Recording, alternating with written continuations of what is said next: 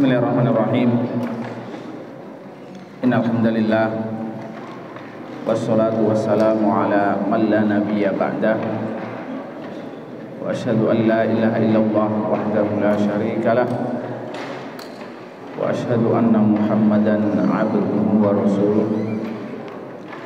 Sallallahu alaihi wa ala alihi wa sahbihi ajma'in. Qala ta'ala fi kitabihil karim, ya ayyuhalladzina amanu taqullaha haqqa tuqatih wa la tamutunna illa wa antum muslimun. Amma ba'd. Ma'asyiral muslimin rahimani rahimakumullah. Rasulullah sallallahu alaihi wasallam menyebutkan dalam sebuah hadis, innama bu'ithtu liutammima makarimal akhlak. Sesungguhnya saya diutus itu untuk menyempurnakan akhlak yang mulia. Padahal dalam hadis yang lain Rasulullah sallallahu alaihi wasallam berkata, umirtu an uqatilan nas hatta yashhadu alla ilaha illallah. Saya diperintahkan untuk memerangi manusia hingga mereka mengucapkan syahadat la ilaha illallah. Maka apabila kita gabung ya kedua dalil di atas, maka kita akan mengambil kesimpulan bahwasannya Rasulullah sallallahu alaihi wasallam mengajak manusia, mendakwai mereka untuk menjadi muslim yang berakhlak mulia. Maka mendakwai mereka kepada syahadat la ilaha illallah itu agar masuk Islam. Dan setelah mereka masuk Islam, diajak untuk menyempurnakan akhlaknya. Allah Subhanahu wa taala memuji Rasulullah sallallahu alaihi wasallam dalam Al-Qur'an itu dengan menyebut akhlaknya. Dalam ayat yang lain Allah memuji Rasulnya itu dengan uswah dan qudwah bagi kita. Maka Allah berkata, wa innaka la'ala khuluqin azim. Sesungguhnya engkau wahai Nabi Muhammad ya berada di atas akhlak yang mulia. Ala khuluqin azim ditafsirkan oleh sebagian sahabat ala dinin azim, yaitu dalam agama yang mulia. Maka penafsiran agama yang sebenarnya dalam lafaz ayatnya itu adalah akhlak, menunjukkan bahwasannya agama kita intinya itu adalah agama akhlak. Atau dengan kata lain bahwasannya akhlak adab dalam agama kita itu mencakup berbagai macam bidang ilmu dan seluruh hukum agama. Semuanya mengandung nilai-nilai adab dan akhlak.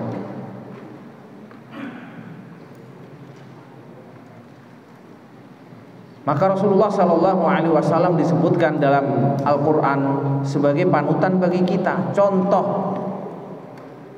Contoh berarti apa? Adab dan akhlaknya yang kita ikuti. Ucapannya, perbuatannya, ya, takrirnya. Maka Allah berkata, laqad kana lakum fi Rasulillahi uswatun hasanah. Sungguh bagimu itu ada uswah hasanah dalam diri Rasulullah sallallahu alaihi wasallam. Uswah hasanah yang kita contoh, kita tiru. Maka dakwah Rasulullah sallallahu alaihi wasallam di antara para sahabat tidak hanya dakwah dalam bentuk ucapan, akan tapi memberikan apa? Sebuah contoh, sebuah uswah. Dan ini mungkin yang hilang dalam dunia pendidikan kita zaman sekarang, mulai berkurang. Dan nanti akan kita lihat standar adab dan akhlak, standar seorang pengajar, standar seorang guru di zaman salaf itu seperti apa. Dan apa kedudukan adab dan akhlak dalam diri seseorang, bahkan dalam ilmu yang dia pelajari. Ibnu Qayyim rahimahullah menyebutkan tentang pentingnya sebuah adab dan akhlak dalam kitab Madarijus Salikin, beliau berkata, adabul mar'i unwanu sa'adatihi wa falahihi. Ya, adabnya seseorang itu adalah tanda kebahagiaan dan keberuntungan dia. Wa qillatu adabihi unwanu syaqawatihi wa bawarihi.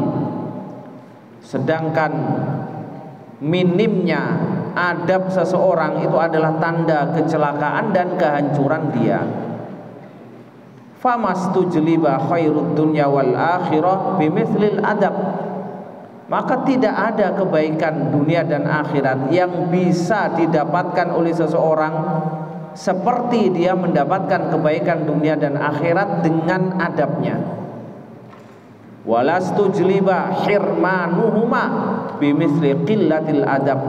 Dan tidaklah seseorang itu dijauhkan dari kebaikan dunia dan akhirat seperti seseorang yang adabnya jelek, tidak punya adab.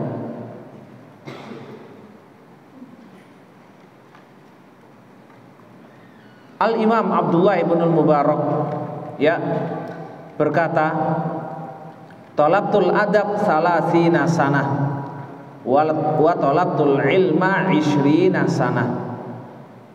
Saya ini mempelajari adab selama 30 tahun dan saya mempelajari ilmu itu selama 20 tahun. Saya belajar adab itu 30 tahun dan saya mencari ilmu itu 20 tahun. Lebih lama mana? Lebih lama belajar adabnya daripada ilmunya.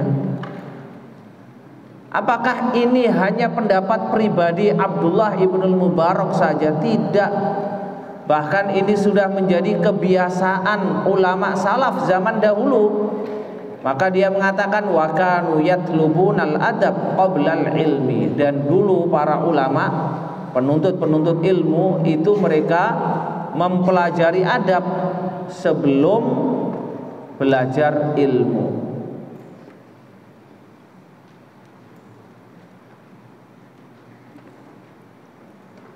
Ya, ini disebutkan oleh Ibnul Jazari dalam kitab Ghayatun Nihayah fi Tabaqatil Qurra. Kemudian Abdullah ibn Mubarak juga berkata, kadal adab ayyakuna sulusaddin. Adab itu hampir saja menjadi 2/3 agama. Bahkan kalau kita katakan ya adab dan akhlak itu adalah seluruh ajaran agama, itu sesuatu yang tidak salah.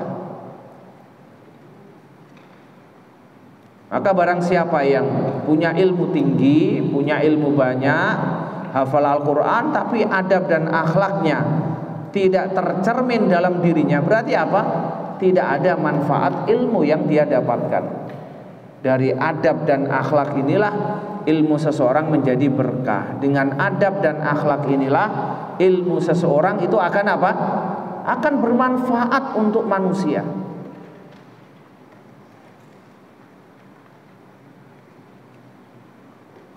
Bahkan hancurnya adab dan akhlak itu akan mendorong seseorang menyalahgunakan ilmunya.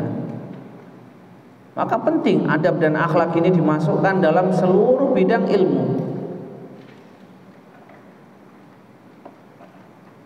Hingga dalam peperangan Rasulullah SAW melarang membunuh wanita, anak-anak, orang tua yang lanjut usia, ya para pendeta yang tidak ikut serta dalam perang, melarang menghancurkan bangunan, melarang untuk membakar tanam-tanaman, melarang untuk memutilasi. Bahkan dalam perang itu diperintahkan agar memberikan tawaran kepada ahlul kitab. Ya, mereka mau bersahadat atau mereka mau membayar jizyah ataukah mereka mau perang. Ya, masing-masing ada konsekuensinya.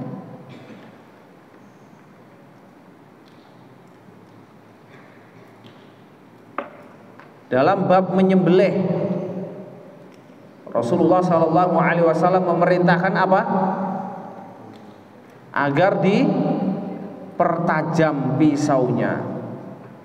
Fal yuhidda ahadukum sufratahu. Hendaklah salah satu di antara kamu menajamkan pisaunya. Wal yurih dzabihatahu, dan hendaklah mengistirahatkan, menenangkan sembelihannya. Jangan dibanting.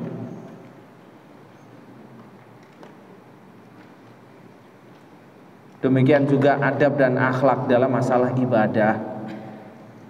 Ya, Rasulullah Sallallahu Alaihi Wasallam ketika sholat mendengar ada tangisan anak kecil, beliau mempercepat sholatnya karena takut ibunya terfitnah. Demikian juga adab terhadap diri sendiri, adab terhadap diri, akhlak terhadap diri sendiri. Rasulullah SAW melarang seseorang untuk apa? Sholat malam sampai subuh, tidak tidur sama sekali. Bahkan dalam agama kita dilarang puasa setahun penuh. Tidak ada puasa yang disebut puasa dahr, yaitu puasa setahun penuh. Hingga puasa wisol, menyambung satu hari dengan hari berikutnya pada bulan Ramadan, itu pun Rasulullah SAW melarang para sahabat. Itu adab dan akhlak terhadap diri sendirinya. Tidak ada sesuatu yang berlebihan. Anda bisa bayangkan, kalau tidak ada adab dan akhlak dalam diri seseorang, walaupun dia ilmunya tinggi, akan apa?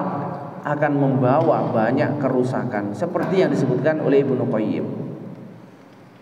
Kalau seseorang beradab, berakhlak, itu berarti tanda kebahagiaan dan tanda keberuntungan dia. Sebaliknya, kalau seseorang tidak punya adab, itu adalah tanda kesengsaraan dan kehancuran dia. Beliau juga berkata, nahnu ila qalilin minal adab ahwaj minna ila katsirin minal ilmi. Ya, kita ini lebih butuh kepada adab yang sedikit daripada kepada ilmu yang banyak. Bukan berarti kita dilarang untuk belajar ilmu sebanyak-banyaknya, tidak. Akan tapi kita harus tetap punya perhatian dalam pelajaran adab. Ini disebutkan oleh Ibnu Qayyim, ya, dalam kitab Madarijus Salikin.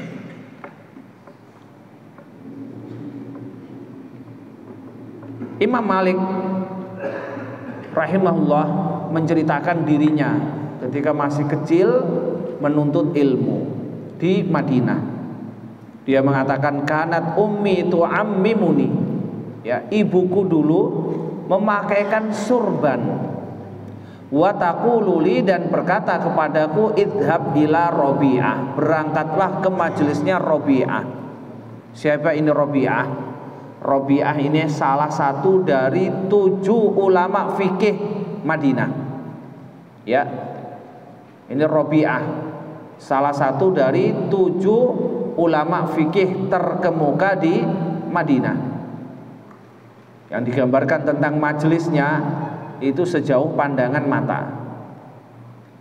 Saking apa banyaknya yang hadir di majelis Rabi'ah. Jadi kalau yang soft paling belakang mau melihat Rabi'ah, mungkin tidak bisa melihat mukanya atau kelihatan sangat kecil. Maka ibunya berkata, berangkatlah, pergilah ke majelisnya Rabi'ah. Ini anak kecil, gak mungkin dia masih sudah bisa memahami, menulis apa yang disampaikan oleh Rabi'ah. Tapi majelis ilmu, majelis yang penuh dengan berkah, banyak yang bisa diambil faidah bagi yang hadir dalam majelis ilmu. Maka ibunya berpesan, fata'allam min adabihi qabla ilmi. Ya, maka belajarlah dari adabnya Rabi'ah sebelum mengambil ilmunya. Disebutkan dalam Tartibul Madarik. Jadi ambillah adabnya, pelajari adabnya. diamnya dia, berbicaranya dia, kewibawaan dia, sikapnya dia terhadap murid-muridnya, ya, dalam menghormati ilmu, dalam membaca hadis. Pelajari semuanya. Makanya dikatakan pelajaran adab itu adalah pelajaran yang ditularkan. Berasal dari apa? Berasal dari uswah. Sebagaimana dikatakan bahwasannya adab yang jelek itu akan menular. Demikian juga adab dan akhlak yang baik itu juga ditularkan.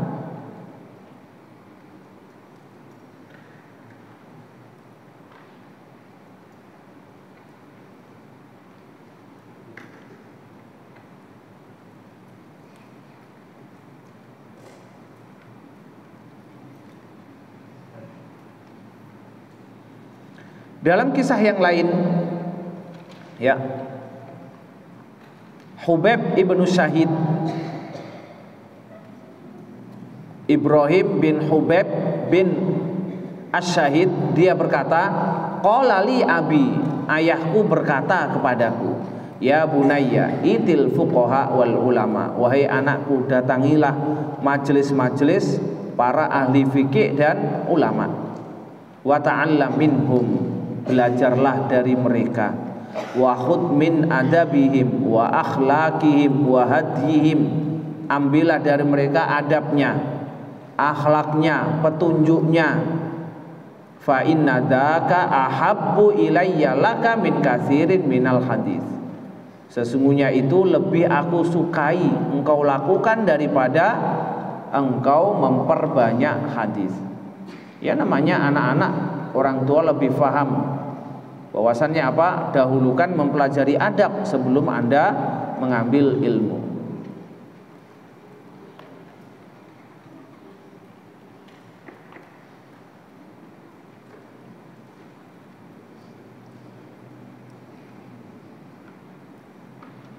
Kemudian Al-Imam Ibnu Muflih Al-Maqdisi, ya,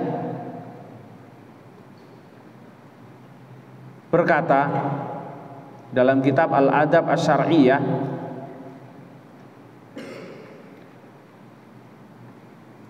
yang bagi likulli mu'minin ayyamal bihadhil adab fi ahwalihi, sudah sepantasnya bagi setiap mukmin, ya, mempraktekkan adab ini dalam seluruh kehidupannya.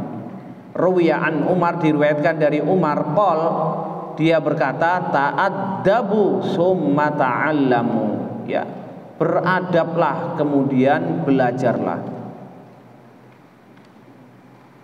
Bahkan Abu Abdullah Al-Balkhi mengatakan, adabul ilmi aksar minal ilmi, adab ilmu itu lebih banyak perannya, lebih banyak manfaatnya, faedahnya, atau lebih penting daripada ilmu itu sendiri.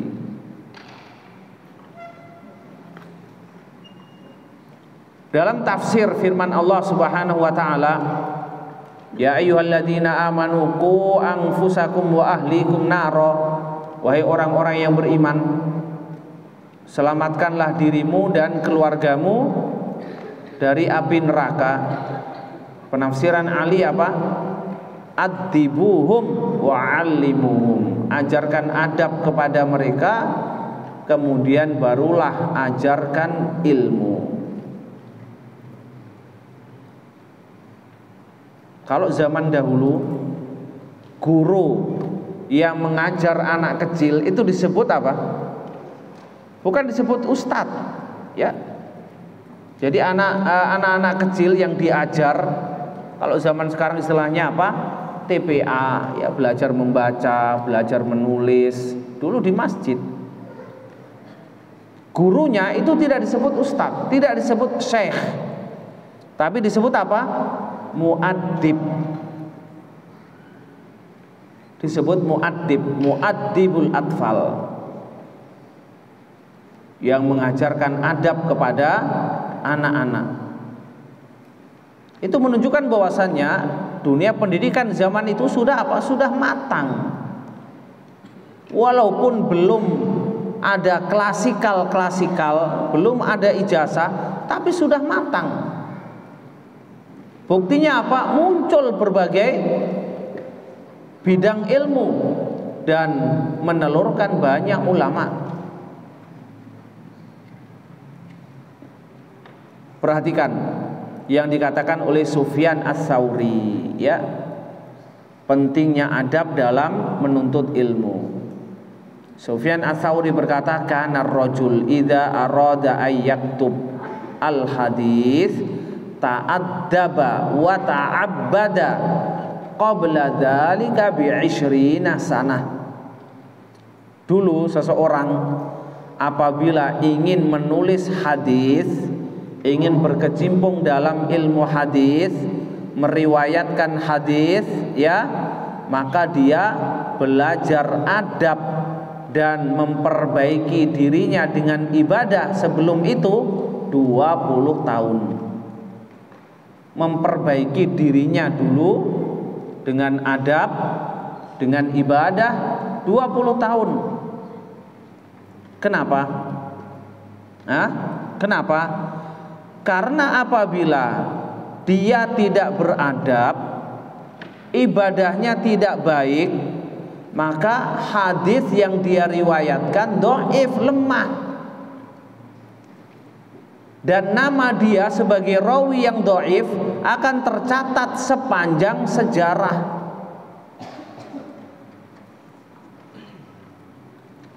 Ini kalau dipraktekkan zaman sekarang, subhanallah, banyak sekali, ya, guru-guru dan ustadz yang tidak memenuhi syarat.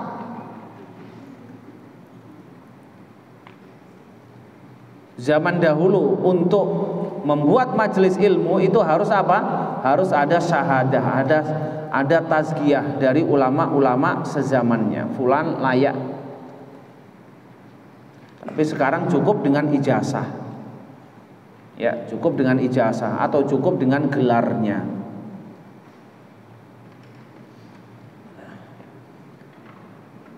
Demikian juga kita semua. Apabila tidak memperhatikan adab dan akhlak dalam dunia pendidikan, maka apa yang terjadi? Menimbulkan banyak kerusakan.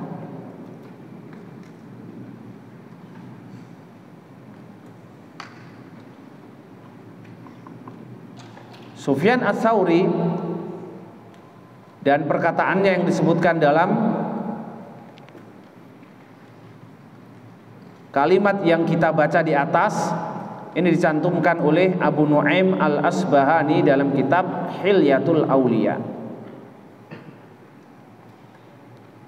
Abdullah ibn Mubarak menyebutkan, ya, rentetan dari mafsadah dan kerusakan orang yang meremehkan adab dan akhlak. Beliau mengatakan, man tahawana bil adab uqiba bi hirmanis sunan. Barang siapa yang meremehkan adab akan dihukum tidak bisa menjaga amalan-amalan sunnah. Wa man tahawana bis sunan uqiba bi hirmanil faraid.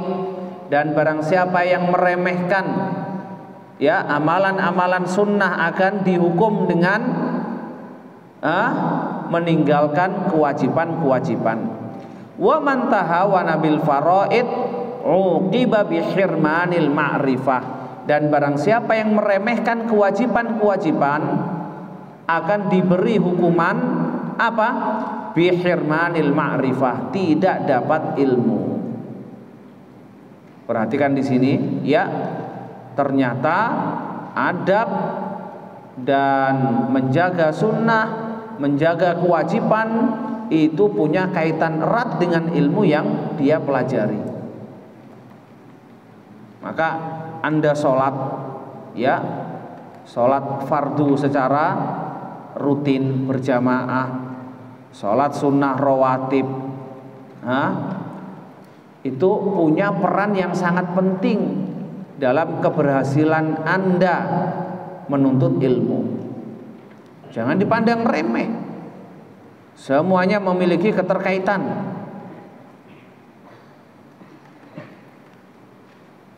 Perkataan Abdullah bin Mubarak di atas disebutkan dalam kitab Al-Jami' li akhlaqir rawi wa adabis sami' lil Khatib Al-Baghdadi.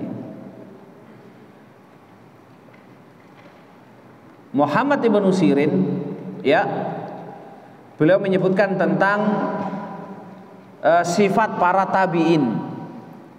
Kanu yata'allamunal hadya kama yata'allamunal ilma. Mereka dulu para tabi'in itu mempelajari petunjuk, adab, akhlak itu sebelum mereka mempelajari ilmu. Ibnu Wahab dalam kitab Syiar Alamin Nubala disebutkan oleh Adz-Dzahabi, dia mengatakan mana qalna min adabi Malik aksar mimma ta'allamna min ilmi. Ya, apa yang kami nukil dari adabnya Imam Malik itu lebih banyak daripada ilmu yang kami pelajari darinya.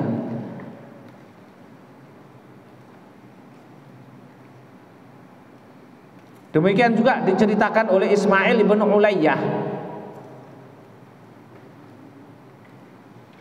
tentang Imam Ahmad, masih dalam kitab yang sama, dalam kitab Syiar A'lamin Nubala lidz-Dzahabi. Ismail bin Ulayyah berkata, kana yajtami'u fi majlisi Ahmad nahwu khamsati alaf au yazidun. Yang hadir di majelis ilmunya Imam Ahmad itu ada 5.000 orang atau lebih. Nahwu khamsimi'ah yaktubun, yang menulis hadis, yang menulis ilmu dari Imam Ahmad itu hanya 500 orang. Wal baquna yata'allamuna minhu husnal adab wassamt. Sedangkan sisanya itu belajar adab dan akhlak dari Imam Ahmad.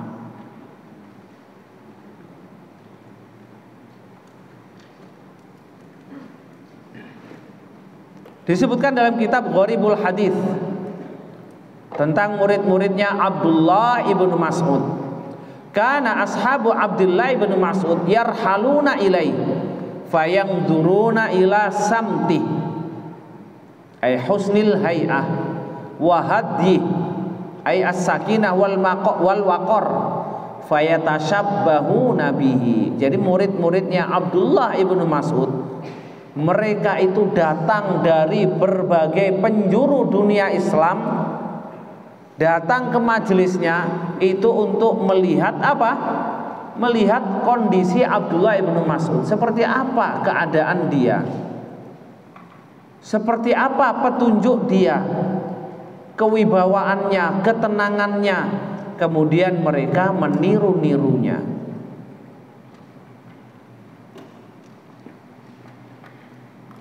Hampir mirip, ya, disebutkan oleh Khatib Al-Baghdadi dalam kitab Tarikh Baghdad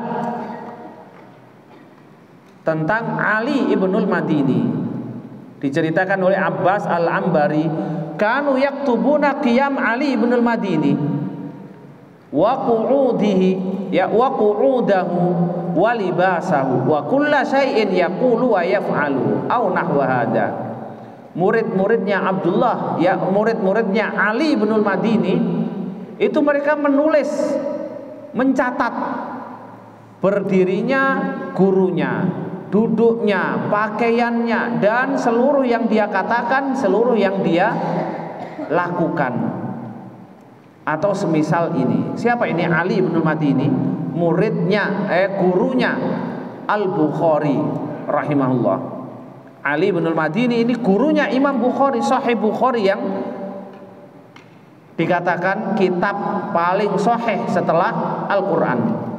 Ini Ali bin Madini, ulama besar, ulama hadis yang hafal ratusan ribu hadis, hafal mati, ya, tidak buka kitab-kitab lagi, ditanya sanad apapun langsung dijawab.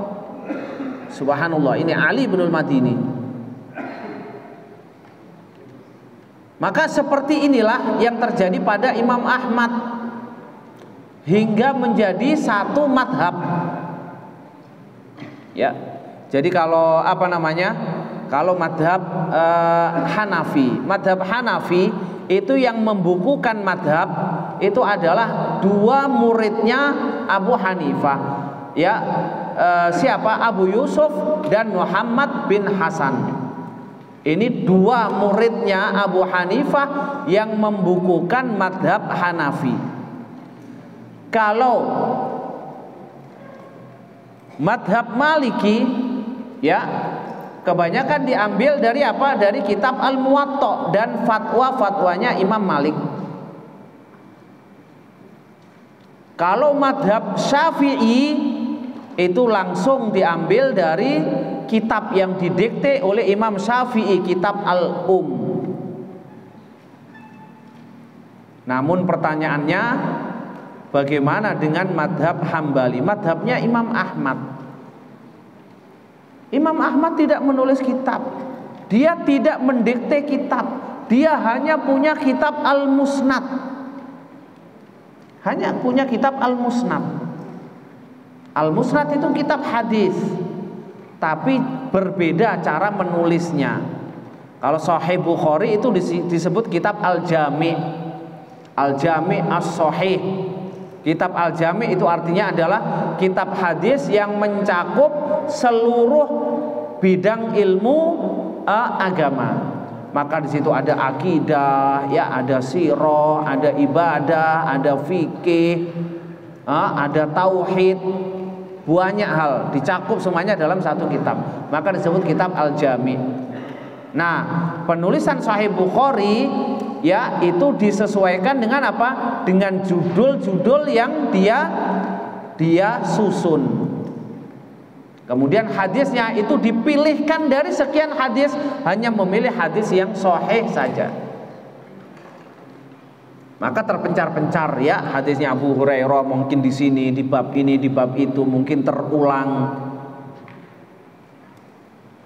Tapi kalau kitab Al-Musnad itu adalah kitab hadis yang ditulis tersusun berdasarkan urutan sahabat.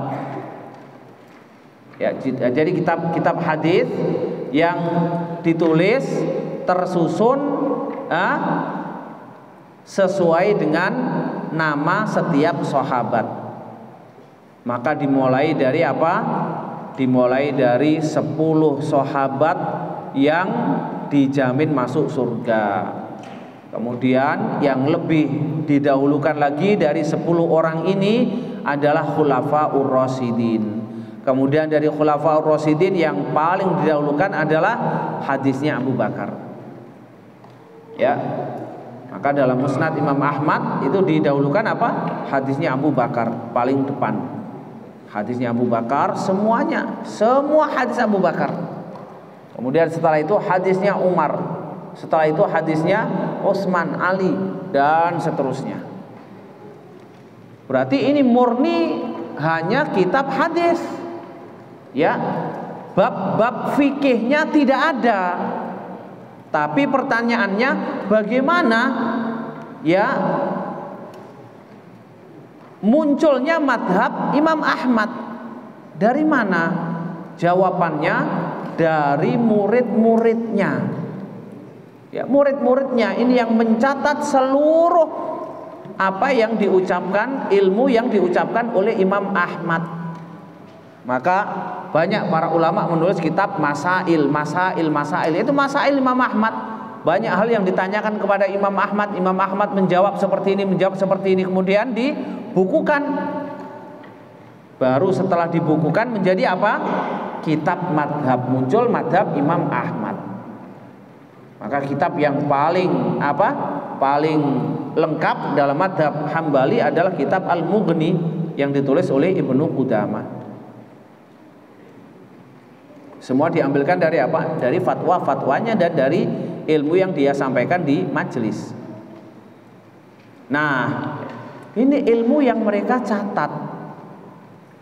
Kalau mencatat ilmu itu sesuatu yang sudah wajar biasa. Tapi mencatat adabnya, akhlaknya, itu menunjukkan bahwasannya apa? Bahwasannya para penuntut ilmu di zaman itu menulis sesuatu itu sangat detail tentang gurunya. Bahkan Ibnu Utsaimin rahimahullah menceritakan tentang Syekh Sa'di. Murid-muridnya itu ingin meniru bentuk tulisannya Syekh Sa'di, hingga bentuk tulisannya ingin ditiru. Subhanallah, kalau murid itu ingin meniru seluruh apa yang ada pada gurunya, maka ketahuilah tidaklah seseorang ingin meniru kecuali dimulai dari apa? Kecintaan. Karena meniru itu dari apa? Dari rasa cinta, baru dia ingin meniru. Seharusnya demikianlah setiap guru itu harus bisa mengambil kecintaan dari seluruh murid-muridnya. Maka mengajarkan ilmu, mengajarkan adab, akhlak itu menjadi sesuatu yang dicontohkan. Ibrahim An-Nakhai, ya, dia berkata, kanu idza atau rajul liya'khudhu anhu nadharu ila samti wa ila solati wa ila hali summa ya'khuduna anhu. Dulu para penuntut ilmu kalau mendatangi seorang guru untuk mengambil ilmunya, maka mereka mengoreksi dulu keadaan gurunya ini, ya, tentang adabnya, akhlaknya, wibawanya, sholatnya, kehidupannya sehari-hari. Kalau memang benar-benar istiqomah, baru diambil ilmunya. Ini disebutkan dalam kitab Al-Jami' li akhlaqir rawi wa adabis sami'. Kemudian disebutkan dalam kitab Al-Kamil fi du'afa'ir rijal, masih perkataan Ibrahim An-Nakhai. Dia mengatakan, kunna idza aradna an na'khudha an syaikhin sa'alnahu an mat'amihi wa mashrabihi. Kami dulu kalau ingin mengambil ilmu dari seorang guru, kami bertanya dulu tentang makannya, minumnya, wa madkhalihi wa makhrajihi, zahirnya, batinnya. Fa in kana ala istiwa'in, kalau memang ini adalah orang yang istiqomah, akhadna anhu, kami ambil ilmunya. Wa illa lam na'ti, kalau tidak istiqomah, kami tidak akan mendatanginya. Kenapa sampai detail semacam ini? Seperti yang kita katakan sebelumnya, kalau seseorang mengambil ilmu sembarangan dari orang yang dihukumi lemah, dhaif, ya, maka riwayat dia juga akan dhaif. Dihukumi sebagai orang yang apa? Meremehkan. Meremehkan apa? Meremehkan untuk memilah dan memisah mana hadis yang dhaif, mana hadis yang sahih.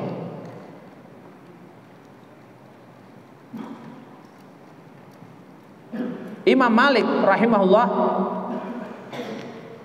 mengalami seperti yang dialami oleh Ibrahim An-Nakhai. Dia mengatakan, inna hadzal ilma dinun, sesungguhnya ilmu ini adalah agama. Fangzuru amman ta'khudhu dinakum, maka koreksilah dari siapa engkau mengambil ilmu. Laqad adraktu sab'in mimman yaqulun qala Rasulullah inda hadhil asatin. Sungguh aku telah bertemu 70 orang di tiang-tiang Masjid Nabawi yang mereka semua menyampaikan hadis qala Rasulullah. Rasulullah berkata, fama akhadtu anhum syai'an, tapi aku tidak mengambil sedikit pun hadis dari mereka. Wa inna ahadahum law tumina ala baitil mal lakana aminan. Salah satu di antara mereka seandainya diberi amanah untuk menjaga baitul mal, pasti dia adalah orang yang amin, orang yang amanah. Illa annahum lam yakunu min ahli hadhihi sya'an. Hanya saja mereka bukan ahlinya dalam ilmu hadis. Artinya apa? Ya hadis yang didapatkan asal apa? Asal catat, dapat. Belum memilah, ya, mana hadis yang boleh diriwayatkan, mana hadis yang tidak boleh diriwayatkan, mana hadis yang sahih, mana hadis yang dhaif. Kalau orang semacam ini apa? Ya masuk dalam keumuman hadis Rasulullah SAW, kafa bil mar'i kadziban, ai yuhadditsa bi kulli ma sami'a. Jadi cukuplah seseorang itu dihukumi dusta kalau dia menyampaikan seluruh apa yang dia dengar. Jadi seluruh yang kita dengar itu tidak boleh kita sampaikan. Kita sendiri punya kewajiban untuk apa? Untuk memastikan yang kita dengar ini benar apa tidak. Ada tabayun, ada tasabbut. Itu kewajiban kita. Kalau Anda belum mengetahui kebenarannya, jangan disampaikan. Mungkin itu menjadi apa? Sebab adu domba, pertengkaran, ya, pertikaian, perceraian.